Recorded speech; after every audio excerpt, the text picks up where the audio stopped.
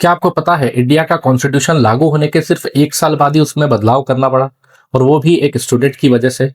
जी हाँ, वर्ष था 1951 का। मिलते हैं चंपकम दोईराजन से। ये मद्रास की एक ब्रिलियंट स्टूडेंट थी जिनके मार्क्स टॉप क्लास थे, फिर भी उन्हें मेडिकल कॉलेज में एडमिशन नहीं मिल रहा था।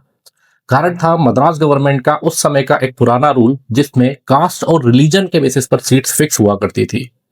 चंपकम दोईराजन ने सीधा सुप्रीम कोर्ट का दरवाजा खटखटाया और कहा कि मेरे fundamental rights that is article number 15 और 29 कहाँ गए? आप रिलीजन या कास्ट के बेसिस पर कैसे डिस्क्रिमिनेशन कर सकते हैं? इस पर मद्रास गवर्नमेंट ने आर्ग्यू किया कि आर्टिकल 46 में साफ साफ लिखा है कि बैकवर्ड क्लास को आगे बढ़ाना स्टेट की ड्यूटी है और हम तो उसका पालन कर रहे हैं। अब जजेस के सामने एक ऐसी पहेली थी जिसका जवाब किसी के पास में भी नहीं था।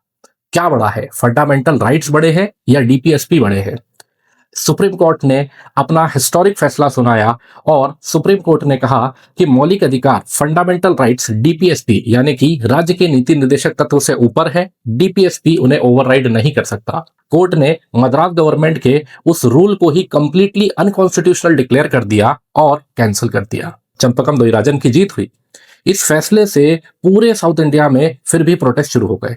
कारण था, लोगों ने कहा कि बैकवर्ड क्लास का सपोर्ट कैसे मिलेगा। तब एंट्री होती है प्राइम मिनिस्टर जवाहरलाल नेहरू की और अंबेडकर साहब की। उन्होंने ये रियलाइज किया कि बैकवर्ड क्लास को अपलिफ्ट करना जरूरी है और इसके लिए ही 1951 में दोस्तों आता है पहला संविधान संशोधन, जिसके माध्यम से जोड़ा जाता है आर्टिकल 15 का क्लॉज 4, जिससे स्टेट को पावर दी गई कि वो सोशली और एजुकेशनली बैकवर्ड क्लासेस के लिए स्पेशल प्रोविजन बना सकते हैं। आई होप आपको ये चीजें क्लियर हुई होगी। नेक्स्ट एपिसोड में देखेंगे सुप्रीम कोर्ट वर्सेस गवर्नमेंट की अगली और सबसे खतरनाक बैटल, जो कि कही जाती है शंकरी प्रसाद केस।